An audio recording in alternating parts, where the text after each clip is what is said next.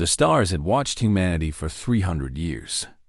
In that time, the galaxy had formed its opinion, and that opinion was simple. Humans were soft. Ambassador Elena Vasquez knew this better than anyone.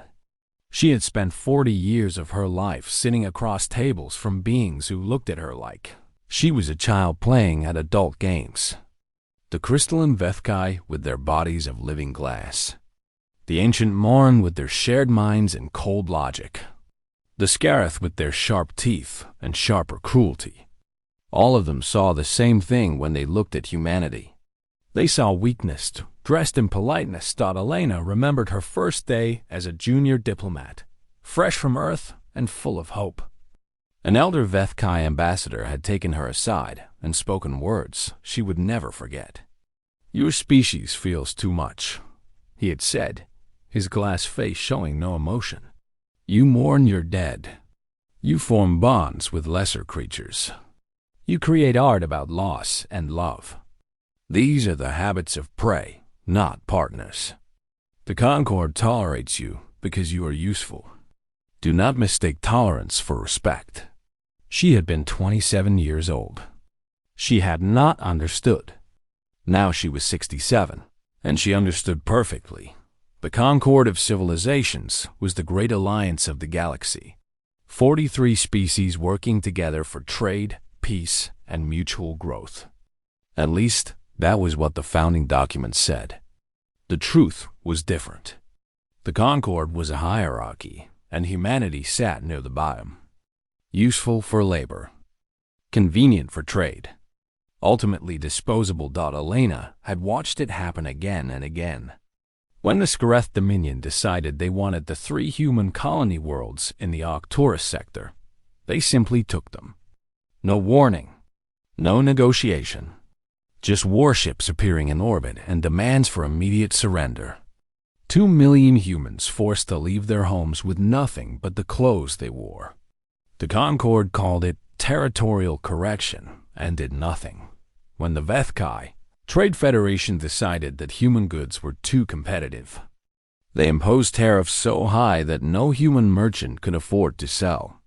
Frontier colonies that depended on trade began to starve. The Concord called it economic sovereignty and suggested humanity find new markets. There were no new markets. The Vethkai controlled them all. When the Morin hegemony decided they wanted to study human creativity, they took researchers. Not asked. Took. 47 scientists vanished from a conference on neutral ground. The Morin explained that they were cultural guests who would be integrated into collective understanding. The Concord called it misunderstanding and recommended patience. Patience, that word followed humanity like a shadow. Through every insult, every theft, every loss, humanity had been patient. They filed protests through proper channels. They requested mediation through approved procedures. They asked for dialogue and understanding and peaceful resolution. And every time, the galaxy patted them on the head and told them to accept their place. Elena sat in her office on the diplomatic station and read the latest report. A human freighter had been destroyed near Scarith space. The official explanation was navigational error leading to defensive response.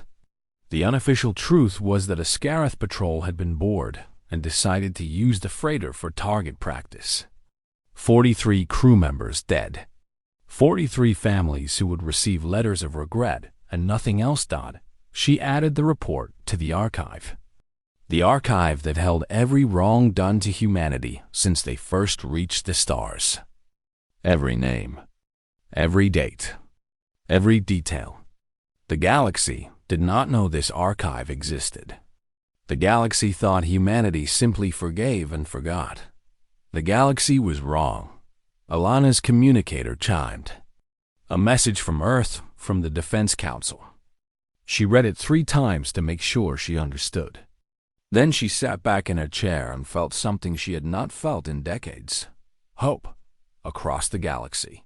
In the shining halls of the Scarith Dominion, the Dominarch was celebrating.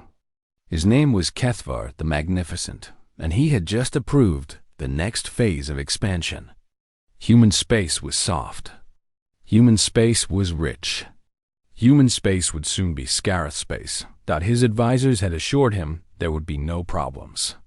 Humanity would protest, of course. They always protested. But they would not fight. They had never fought.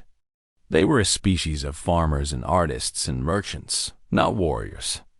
Taking their worlds would be like taking food from a sleeping child. Kethvar did not know about the human ships hidden in the dark spaces between stars.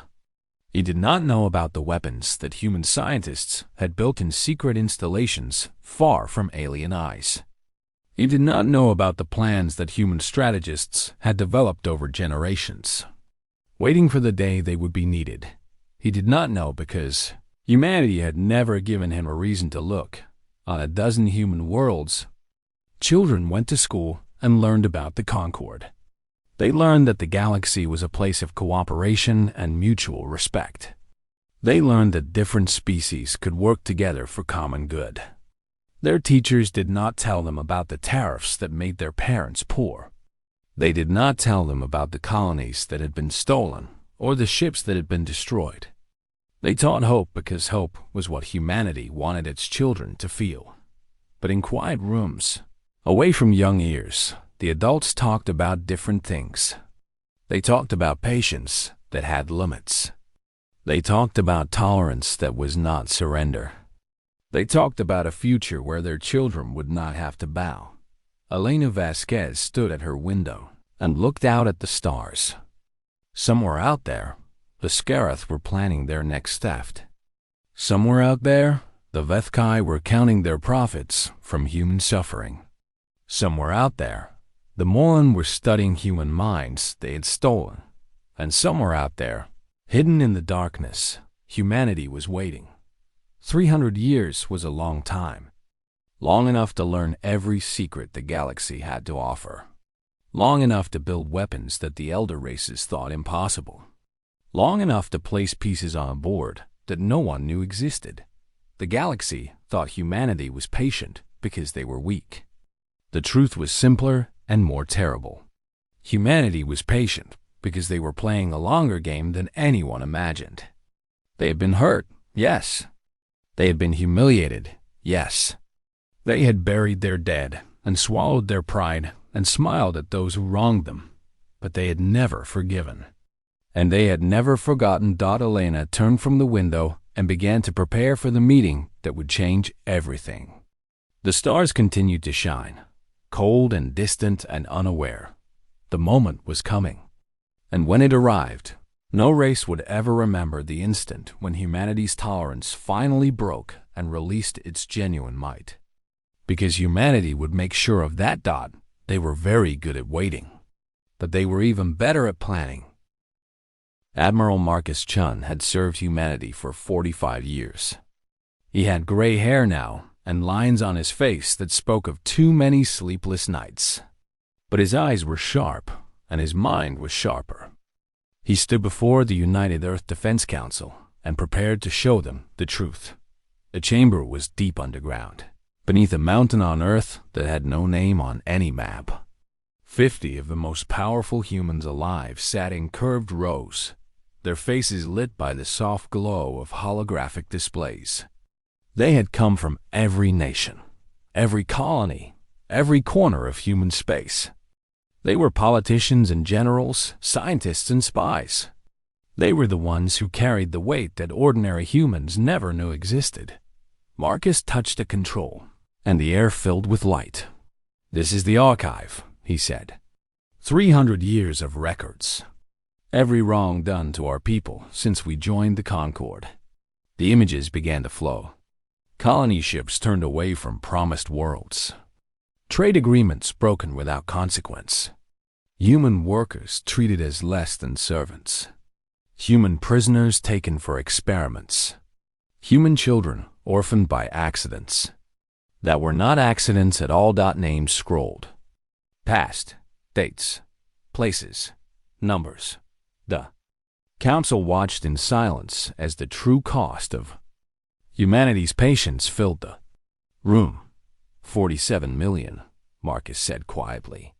That is how many humans have died because of alien action or alien indifference since we reached the stars. 47 million souls who trusted the Concorde to protect them. 47 million families who received nothing but empty words. He changed the display. New images appeared. Factories hidden in asteroid fields. Research stations tucked into the hearts of dead moons. Ships that looked like freighters but carried weapons that had never been tested in war. This is what we built while we smiled and bowed and asked for peace. Defense Minister Yuki Tanaka leaned forward. She was a small woman with iron in her spine and frost in her voice. Show them Project Prometheus. Marcus nodded. The display changed again, and the council saw something that made even the hardest among them catch their breath. We have spent 2 centuries studying alien technology, Marcus explained. Every trade ship that passed through our ports. Every piece of equipment we were allowed to buy. Every system they thought we were too primitive to understand. We took it apart. We learned how it worked. And then we made it better. The weapon that appeared on the display did not look impressive. It was a small device, no larger than a human fist. But the numbers beside it told a different story. This is a quantum erasure field generator. It does not destroy matter. It removes it from existence. No explosion, no debris, no evidence. One moment something is there. The next moment it never was. A murmur ran through the council. Marcus continued. We have seeded these devices throughout Scarith space. In their shipyards. In their fuel depots. In the orbital platforms that guard their homeworld. They have been in place for 60 years.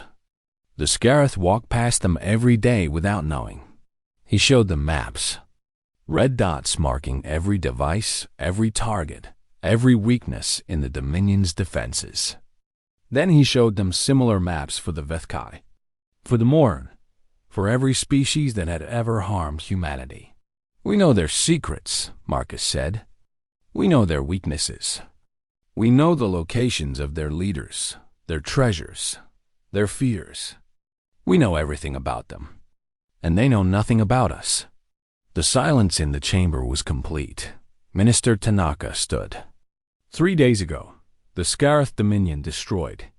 The colony on Kepler 442. 2.3 million humans lived.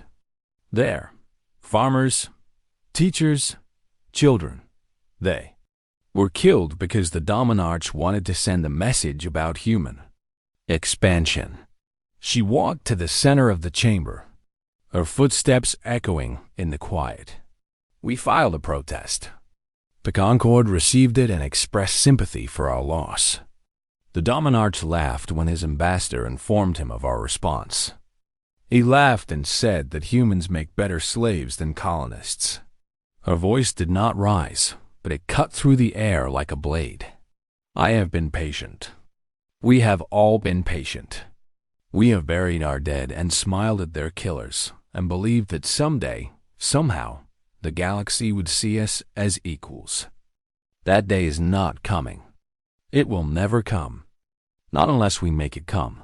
She turned to face the council. I move to authorize the activation of Project Prometheus. Full deployment. All targets. No warnings. The vote was immediate and unanimous. In the weeks that followed, humanity continued to act as it always had. Ambassador Vasquez attended diplomatic functions and made polite conversation with beings who despised her species. Human merchants paid unfair tariffs and thanked the Vethkai for allowing them to trade.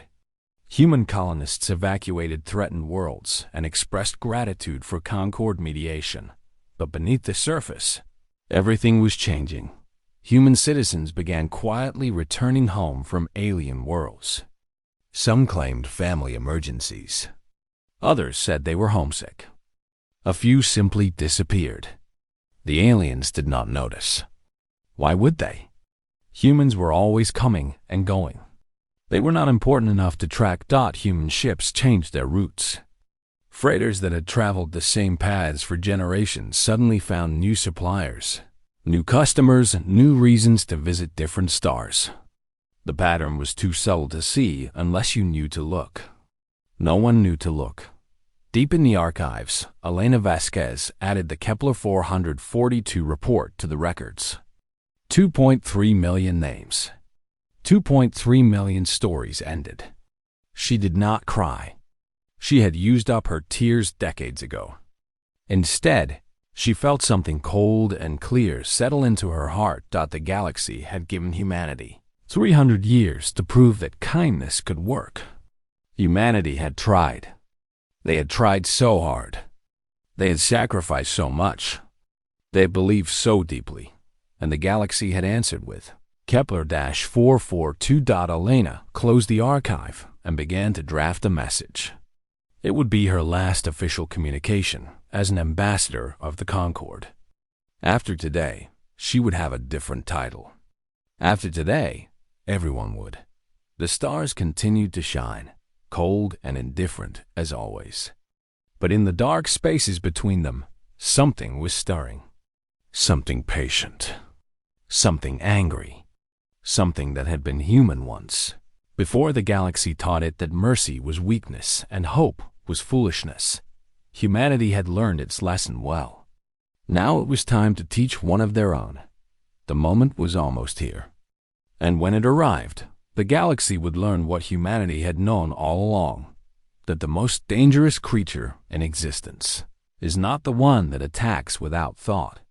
It is the one that thinks for 300 years before acting, and then acts without mercy.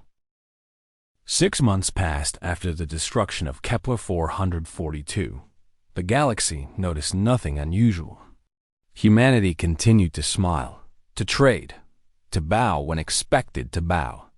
The Concord recorded in its official reports that the human species had accepted the reality of its position and shown admirable maturity in moving past recent difficulties. The Scareth Dominarch was pleased. His message had been received. The soft humans had learned their place. Now he could continue his expansion without worry. His advisors brought him reports of the next target, a human industrial world called New Helsinki. 12 million workers. Vast factories. Resources that would fuel the Dominion's growth for a century. He approved the invasion without hesitation. On New Helsinki, life continued as normal. Workers went to their jobs. Children went to their schools. Families planned for futures they believed they would have. They did not know that ships were already gathering in Scareth space. They did not know that their world had been chosen for conquest, but others knew. And those others were already moving. Captain Sarah Kim commanded a freighter called the Wandering Star. For 20 years, she had carried cargo between human colonies, building a reputation as a reliable trader and an honest businesswoman. No one suspected that her ship carried sensors capable of mapping military installations from 1,000 kilometers away. No one suspected that her crew were not merchants, but intelligence officers. No one suspected that every trip she had ever made had served 2 purposes. Now, her true purpose was beginning. She guided her ship through Scareth space on what appeared to be a routine supply run.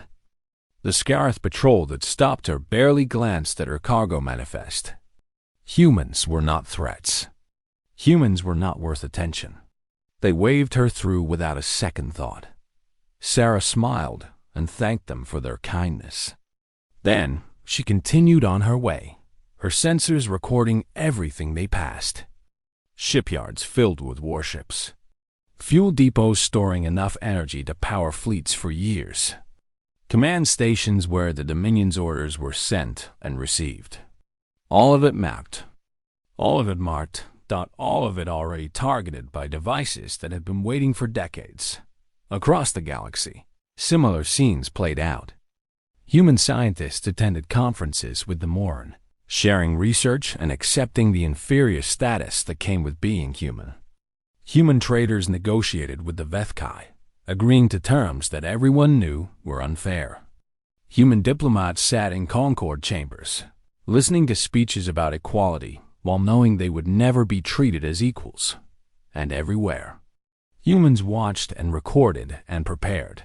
The Moran detected unusual energy signatures near their border. Their collective mind analyzed the readings and demanded an explanation.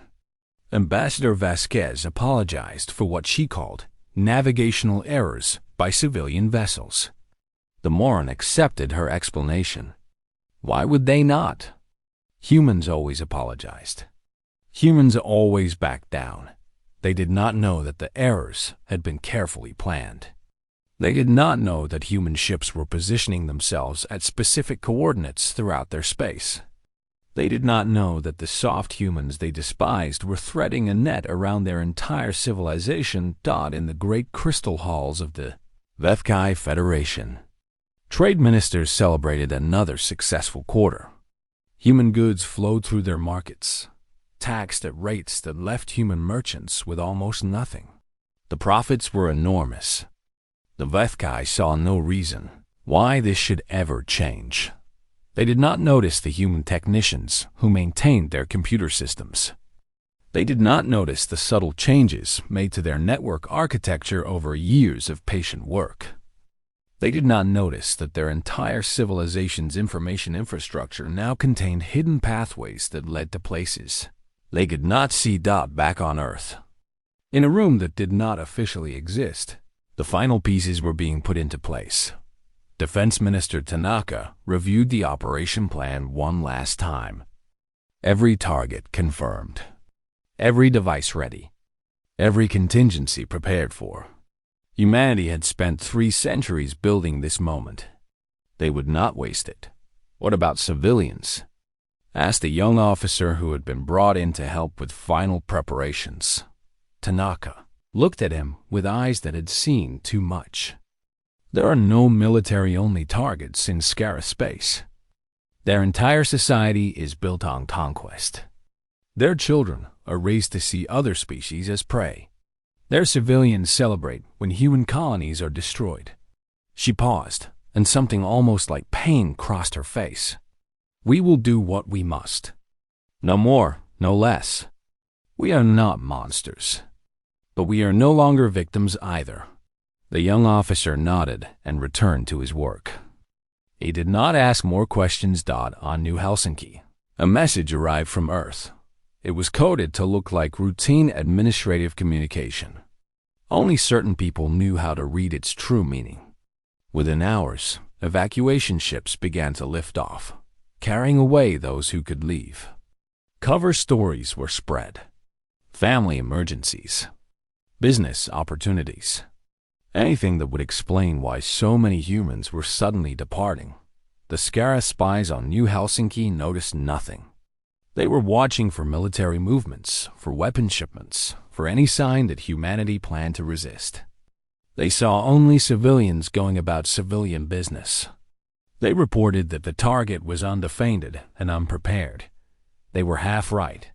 The day before the invasion was scheduled to begin, Ambassador Vasquez received the Scarif ultimatum. Surrender New Helsinki immediately or face consequences. The message was delivered with contempt, as all Scarif messages were. The ambassador who delivered it barely looked at her. Elena read the ultimatum slowly. She thought about 40 years of service. She thought about the colleagues she had lost. She thought about 2.3 million names in the archive. From Kepler 442, she thought about what was coming. Then she sent her reply. We decline. And we remember Kepler 442. She terminated the communication channel. Then, she terminated every diplomatic connection between humanity and the Scarif Dominion. 300 years of careful relationship building ended in a moment. The Scarif ambassador stared at his silent console in confusion. This was not how humans behaved. Humans did not refuse. Humans did not terminate communications. Humans did not defy. He sent a report to the Dominarch. The Dominarch read it and laughed again. The soft humans were trying to act strong. How amusing. How pathetic. He ordered the invasion fleet to proceed as planned.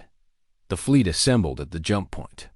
300 warships, each one carrying enough firepower to destroy a city. They were the pride of the Scarith military, crewed by warriors who had never known defeat. They looked forward to teaching the humans a lesson they would never forget. They did not know that across 17 star systems, small devices were receiving activation signals. They did not know that the moment they had been built for had finally arrived. They did not know that in a few hours, the galaxy would change forever. Elena Vasquez stood alone in her office and watched the stars through her window. Somewhere out there, the invasion fleet was moving. Somewhere out there, humanity's response was beginning. She was too old to feel excitement, too tired to feel fear. She felt only a quiet certainty that what was coming was necessary. The galaxy had forced this choice. Humanity had simply accepted it. The silence before the storm stretched out across the darkness between stars. And then, without warning, without fanfare, without any sign at all, the storm began. The Scarith invasion fleet arrived at New Helsinki, expecting victory. 300 warships dropped out of faster-than-light travel and scanned for defenders. They found nothing. No human battleships. No orbital platforms. No weapons of any kind. The planet hung in space like fruit, waiting to be picked. Fleet Commander Verkith smiled with all 3 rows of his teeth. This was too easy. The humans had not even tried to resist. They had simply run away like the prey animals they were. He ordered his ships to begin the occupation. His communications officer interrupted. "Commander, we are receiving strange reports from the homeworld." Verkith was annoyed. "What kind of reports?" "They say—" The officer paused, confusion in his voice. "They say the shipyards are gone." "Gone? What do you mean, gone?" "Just gone, Commander. The orbital shipyards above the homeworld. They were there, and then they were not. No explosion. No debris. They simply ceased to exist." Before Verkith could respond, more reports came in. The fuel depots at Krath Prime. Gone. The command station at Vertanus. Gone. The defense platforms around the Dominarch's palace. Gone. One by one. Every major military installation in Scarith. Space was vanishing, not being destroyed. Vanishing, as if they had never been built at all. Verkith felt something he had never felt before. Fear. Real fear. The kind that freezes the blood and stops the heart. "Get me a connection to the homeworld," he ordered. Now, his communications officer tried. And tried. And tried again. There was no response. The entire Scarith communication network had ceased to function. 300 warships hung in orbit around New Helsinki, suddenly alone, suddenly cut off from everything they knew. And then the message came. It appeared on every screen in every ship.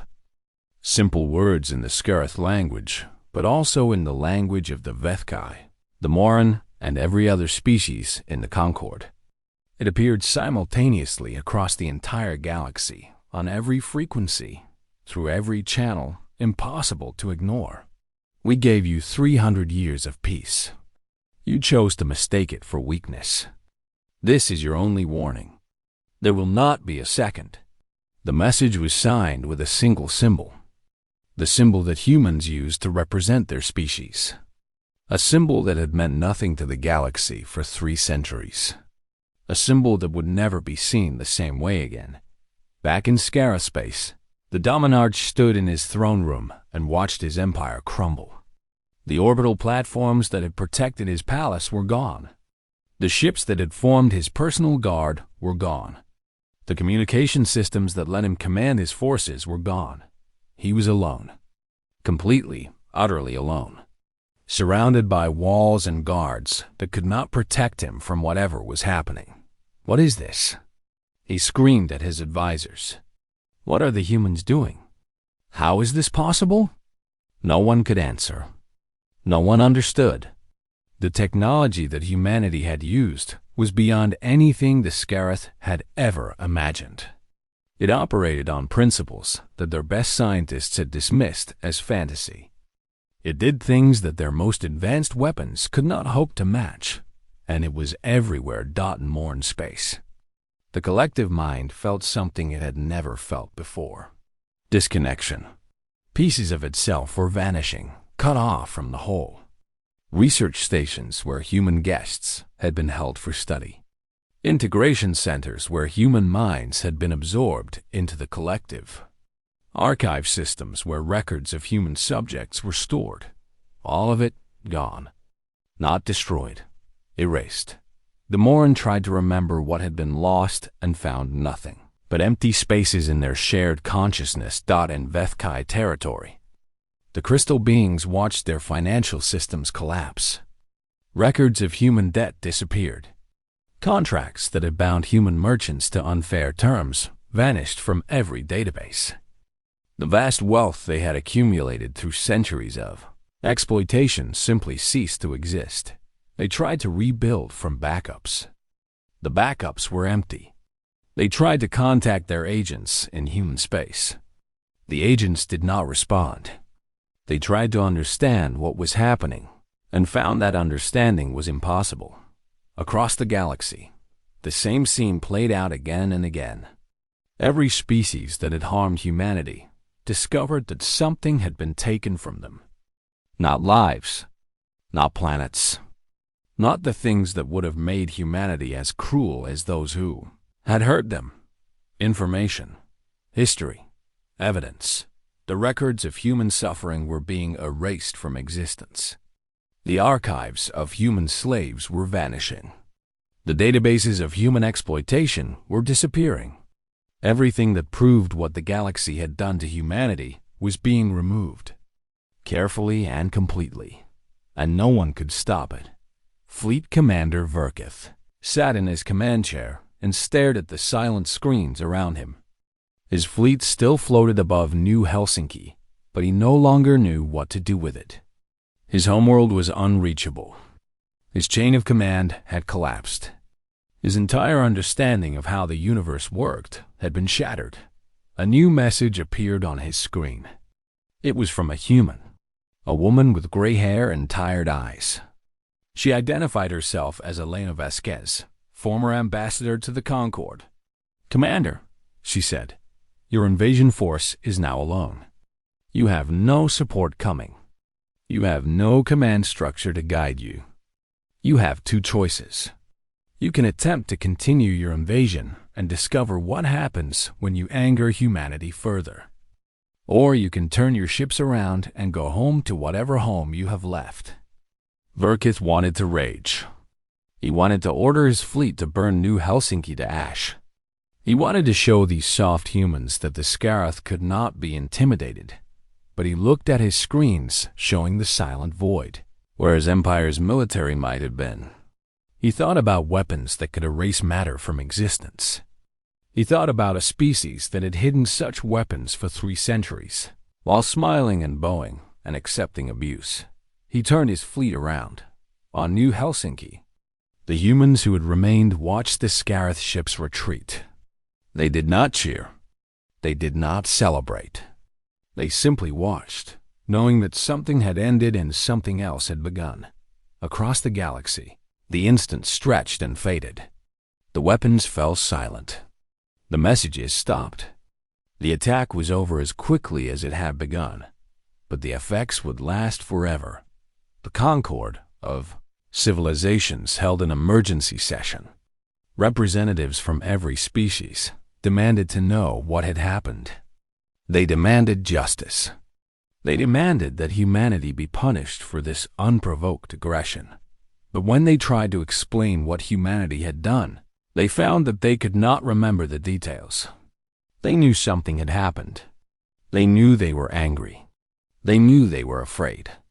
But the specific facts slipped away from them like water through fingers. The human representative at the session said nothing. She simply sat and watched as the galaxy tried and failed to condemn humanity for actions they could no longer clearly recall. Humanity had not just demonstrated power. They had demonstrated the ability to make that power invisible, to strike and then remove the evidence of the strike, to teach a lesson that would be felt but never fully understood. No race would ever remember the instant when humanity's tolerance finally broke. But every race would remember the fear. Every race would remember the sudden understanding that humans were not prey. And every race would remember to never, ever give humanity a reason to act again. The stars continued to shine. The galaxy continued to turn. But nothing would ever be the same. Humanity had made sure of that. 10 years had passed since the event that no one could properly remember. The galaxy was different now. Not because of destruction or conquest, but because of something harder to define. A feeling that hung in the air whenever humans entered a room. A hesitation in the voices of those who had once spoken to humanity with contempt. Respect that had been earned in ways that no one could quite explain. The HFY Trade Federation had offered new trade agreements within days of the event. Terms that humans had requested for 2 centuries were suddenly available. The crystalline beings smiled their cold smiles and spoke of mutual benefit and renewed partnership. They did not mention the unfair tariffs or the starving colonies or the centuries of exploitation. They seemed to have forgotten those things entirely. The Moran hegemony released every human they had taken. Not just the recent ones, but individuals who had been absorbed into the collective generations ago. They emerged confused and disoriented, their minds no longer connected to the vast shared consciousness. The Moran called them cultural ambassadors returning home and expressed hope for continued scientific cooperation. They did not explain how they had taken these people in the first place. They did not seem to remember that the Scarith Dominion withdrew from all contested space. Not just the human colonies they had stolen, but territories they had held for centuries. The Dominarch issued a statement about reassessing priorities and focusing on internal development. He did not mention the invasion fleet that had retreated from New Helsinki. He did not mention the military installations that had vanished. When asked about these things by his own people, he found that he could not clearly recall the details. 17 species formally apologized to humanity for past misunderstandings. They could not say exactly what those misunderstandings were, but they were very sorry for them. Very sorry indeed. Historians tried to document what had happened. They called it the correction and wrote long papers about its causes and effects. But their research kept running into strange problems. Files became corrupted. Interview subjects contradicted each other. Primary sources vanished from archives. Even their own notes seemed to change when they were not looking. 1. HFY scholar spent 3 years trying to compile a complete record of human-alien relations before the correction. She reviewed thousands of documents and conducted hundreds of interviews. When she finally published her findings, she discovered that she had written 400 pages of text that said almost nothing. The details had slipped away from her. All that remained was a vague sense that something important had happened, and that humanity had been involved. This was not an accident. Deep in the archives that Elena Vasquez had maintained for 40 years, human technicians worked in shifts around the clock. They were not erasing history. They were reshaping it, carefully removing the specific details of human suffering while leaving the emotional residue. Creating a galaxy that felt the weight of what had been done without being able to point to evidence. It was a delicate operation. Remove too much, and the fear would fade. Remove too little, and the anger might return.